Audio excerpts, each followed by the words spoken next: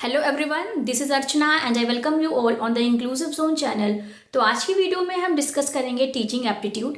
Teaching aptitude के various topics already हम discuss कर चुके हैं। पिछली क्लास में हमने टाइप्स ऑफ इवैल्यूएशन में summative evaluation, formative evaluation and diagnostic evaluation discuss किया था। और आज की वीडियो में हम डिस्कस करेंगे criteria reference test and norm reference test. तो क्राइटेरिया रेफरेंस टेस्ट और नॉर्म रेफरेंस टेस्ट आपके एग्जाम के लिए बहुत इंपॉर्टेंट है। हर बार यहाँ से क्वेश्चन आता ही आता है, तो ध्यान से criteria reference test and norm reference test को समझिए, जिससे आप एग्जाम में यहाँ से क्वेश्चन अगर जो आए तो आप गलत ना करें। तो चलिए स्टार्ट करते हैं और देखते हैं कि criteria reference test and norm reference test क्या है, इन दोनों में क्या डिफरेंस है। तो सबसे पहले क्राइटेरिया रेफरेंस टेस्ट का ये मतलब है कि जब भी हम एक लर्नर का इवैल्यूएशन करते हैं तो यहाँ पे पहले से ही एक क्राइटेरिया या एक स्टैंडर्ड या एक बेंचमार्क हम सेट कर लेते हैं और उस बेंचमार्क, स्टैंडर्ड और क्राइटेरिया के अगेंस्ट में ही हम लर्नर का इवैल्यूएशन करते हैं। इसको बोला जाता है क्राइटेरिया रेफरेंस टेस्ट। तो क्राइटेरिया रेफरेंस टेस्ट में हम लर्नर का कंपैरिजन नहीं करते हैं विद अदर लर्नर्स, यानी कि यहाँ पे कोई भी कंपैरिजन नहीं किया जाता है। एक लर्नर के उस लर्नर का उसका एक इंडिविजुअल स्पेसिफिक स्कोर होगा। सपोज मैंने टेस्ट दिया और मेरे टेस्ट में कुछ मार्क्स आए, तो वो मार्क्स मेरे मार्क्स हैं। मेरा कंपैरिजन किसी अदर स्टूडेंट के साथ या किसी अदर लर्नर के साथ नहीं किया जाएगा। तो क्राइटेरिया रेफरेंस टेस्ट में हम किसी भी लर्नर का कंपैरिजन नहीं करते हैं। हम सिर्फ यहाँ यही देखते हैं कि उस लर्नर ने या जो भी आपका टेस्ट लिया गया है, किसी कॉन्सेप्ट पे जो टेस्ट लिया गया है आपका, उस कॉन्सेप्ट में आपने मास्टरी अटेन की है या नहीं की है। आपको वो स्पेसिफिक स्किल जो सिखाई जा रही थी या जिसके थ्रू आपको जिसका आपका इवैल्यूएशन किया गया है, आपने वो अटेन किया है या नहीं किया है। ठीक है, तो चलिए स्टार्ट करते हैं और इन पॉइंट्स के थ्रू हम समझेंगे कि criteria reference test and norm reference test क्या है। तो सबसे पहले क्या लिखा है, accomplishments are compared to a fixed standard, है ना। जो भी स्टैंडर्ड हम सेट करते हैं उसी स्टैंडर्ड के अगेंस्ट में ही हम लर्नर को इवेलुएट करते हैं। देन है अचीव्ड स्पेसिफिक स्किल्स और कॉन्सेप्ट्स। यहाँ पे हम सिर्फ यही देखते हैं कि लर्नर ने स्पेसिफिक स्किल्स किसी कॉन्सेप्ट पे हासिल की है या नहीं की है। देन है आपका CRT, मतलब CRT को क्राइटेरिया रेफरेंस टेस्ट ही बोला जाता है। तो कहीं कहीं कभी कभी आपको क्राइटेरिया रेफरेंस टेस्ट ना लिख के CRT भी लिख के आ सकता है, तो दोनों आपको एब्रिविएशन भी इसकी याद रखनी है। तो CRT is evaluation of a performance by judging an individual performance against specific standards. वही पॉइंट फिर से रिपीट हुआ कि जो भी इंडिविजुअल है उस इंडिविजुअल की परफॉर्मेंस को हम एक स्पेसिफिक स्टैंडर्ड के अगेंस्ट में हम उसको असेस करते हैं। देन है domain reference test, competency test, basic skill test और ऑब्जेक्टिव रेफरेंस टेस्ट। ये जो है domain reference test, competency test, basic skill test, objective reference test, इसको हम ये अदर नाम है क्राइटेरिया रेफरेंस टेस्ट के, तो इसके आपको अदर नेम्स भी याद रखने हैं। पहला नाम क्या है, डोमेन रेफरेंस टेस्ट, देन है objective reference test, competency test, basic skill test, etcetera. ऐसे और बहुत से नाम हैं, ये कुछ इंपॉर्टेंट नाम है जो मैंने यहाँ पे मेंशन किए। तो इन नाम को भी आपको याद रखना है, जिससे अगर जो क्राइटेरिया रेफरेंस टेस्ट ना लिख के आए, ये अदर नाम या अदर नेम्स लिख के आए, तो आपको पता होना चाहिए कि यहाँ क्राइटेरिया रेफरेंस टेस्ट की ही बात की जा रही है। तो क्राइटेरिया रेफरेंस टेस्ट में एक जो इवैल्यूएटर होता है वो ऑब्जेक्टिव सेट करता है और ये देखता है कि वो ऑब्जेक्टिव फुलफिल हुआ है या नहीं हुआ है। इसीलिए इसको हम ऑब्जेक्टिव रेफरेंस टेस्ट भी बोला जाता है। कॉम्पिटेंसी टेस्ट इसको इसलिए बोला जाता है क्योंकि यहाँ पे स्पेसिफिक कॉम्पिटेंसी हम स्टूडेंट की या लर्नर की चेक करते हैं कि उस लर्नर ने वो स्पेसिफिक स्किल या स्पेसिफिक कॉम्पिटेंसी अटेन की है या नहीं की है। इसीलिए इसको कॉम्पिटेंसी रेफरेंस टेस्ट भी बोला जाता है। तो आई होप आपको क्राइटेरिया रेफरेंस टेस्ट समझ में आया होगा। अब हम बात करते हैं नॉर्म रेफरेंस टेस्ट की। क्राइटेरिया रेफरेंस टेस्ट के जस्ट अपोजिट आपका नॉर्म रेफरेंस टेस्ट है। जैसे कि हम क्राइटेरिया रेफरेंस टेस्ट में लर्नर का या इंडिविजुअल का कंपैरिजन नहीं करते हैं विद अदर लर्नर और इंडिविजुअल। जो हमारा स्पेसिफिक स्टैंडर्ड होता है, जो स्टैंडर्ड इवैल्यूएटर सेट करता है उसी स्टैंडर्ड के अगेंस्ट में ही हम लर्नर का इवैल्यूएशन करते हैं। वहीं पे जो आपका नॉर्म रेफरेंस टेस्ट है, नॉर्म रेफरेंस टेस्ट में हम लर्नर का यानी कि जो भी इवैल्यूएटर होगा, इवैल्यूएटर लर्नर का कंपैरिजन करता है आपस में। जैसे कि आपने क्लास में एक टेस्ट लिया, अब क्लास में जो आपने टेस्ट लिया है उस टेस्ट के स्कोर में कि कौन हाई अचीवर है, कौन लो अचीवर है, कौन एवरेज है, वहां पे आपने स्टूडेंट्स का आपस में कंपैरिजन किया। तो नॉर्म रेफरेंस टेस्ट में हम लर्नर का कंपैरिजन करते हैं आपस में ही। ठीक है, तो ये पॉइंट क्या कह रहा है, कंपेयरिंग द स्कोर और performance of a learner with that other group. ठीक है, तो यानी कि हम यहाँ पे लर्नर का कंपैरिजन करते हैं एक दूसरे के साथ। देन है आपका declare positions in the class. Norm reference test में हम लर्नर को पोजीशंस देते हैं, कौन फर्स्ट आया, कौन सेकंड आया, कौन थर्ड आया या कौन लास्ट आया, तो यहाँ पे पोजीशंस दी जाती हैं। ठीक है, देन है आपका एनआरटी। एनआरटी को नॉर्म रेफरेंस टेस्ट ही बोला जाता है। तो NRT scores are generally reported as percentile और परसेंटेज। एनआरटी यानी कि नॉर्म रेफरेंस टेस्ट में जब भी हम स्कोर देते हैं तो वो स्कोर या तो फिर परसेंटाइल में होते हैं या परसेंटेज में होते हैं। देन है आपका मेजर्स ब्रॉड स्किल।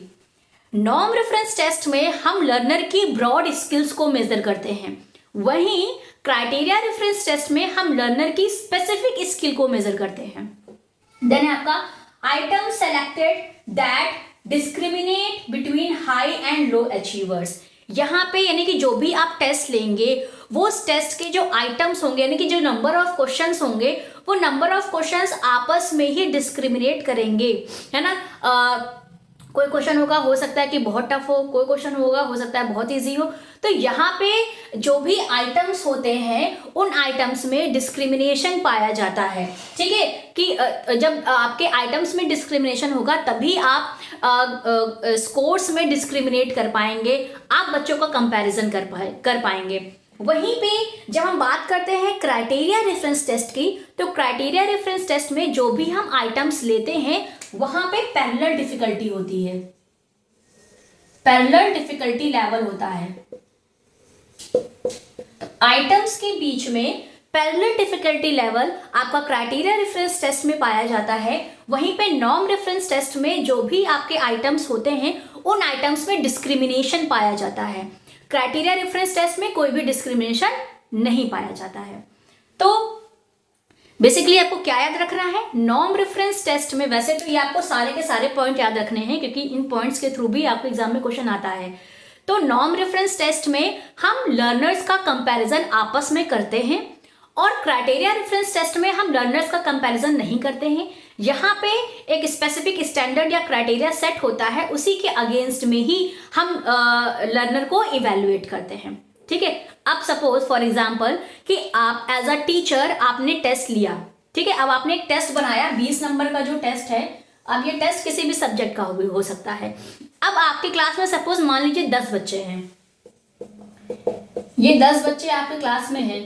अब आपने एक क्राइटेरिया डिसाइड कर लिया कि जो भी ये 10 स्टूडेंट्स हैं, अगर जो ये 20 में से 10 मार्क्स ले आएंगे, यानी कि 20 में से अगर जो 10 मार्क्स कोई बच्चा लेके आया या कोई लर्नर लेके आया उसको पास माना जाएगा, और 10 के नीचे जो भी स्कोर आएगा वो स्टूडेंट्स या वो लर्नर्स फेल माने जाएंगे।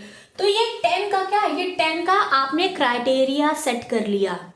ठीक है, अब ये जो 10 का क्राइटेरिया है, इस क्राइटेरिया के अगेंस्ट ही आप लर्नर को इवेल्युएट करेंगे। ठीक है, अब सपोज आपने टेस्ट लिया और एक टेस्ट में एक लर्नर को 20 में से 10 नंबर मिला, एक को 5 नंबर मिला, एक को 18 नंबर मिला, है ना, एक को 3 नंबर मिला। तो इसी तरीके से सो ऑन जो लर्नर्स हैं वो कुछ स्कोर लेके आए।